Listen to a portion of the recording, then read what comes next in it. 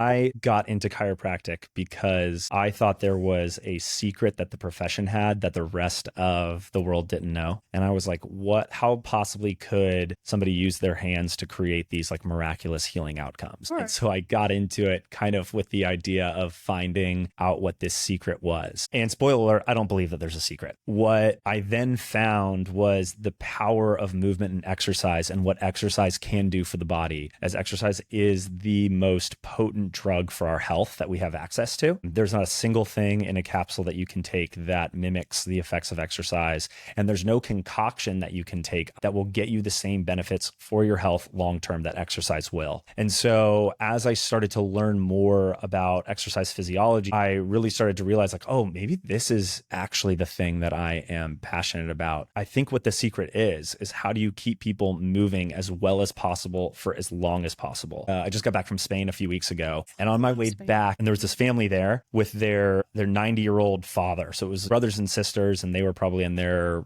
50s, 60s, and they had their 90-year-old father, and they had just gotten back from basically like an 11-day, 100-mile hike and on the Camino in Spain.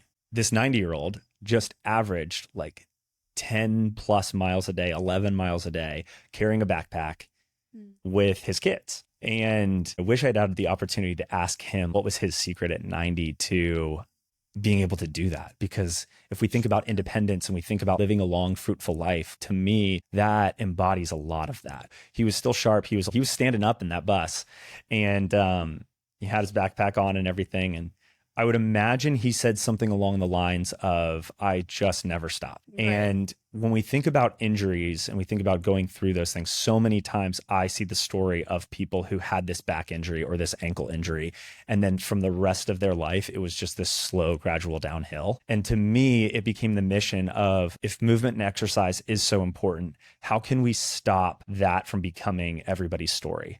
How can we say, okay, yes, you've been through this thing, but we're getting you right back on track, and we're getting you back to everything that you want to be able to do now, so that when you look into your 50s, your 60s, your 70s, your 80s, your 90s, you're still able to live the life that you want to be able to live.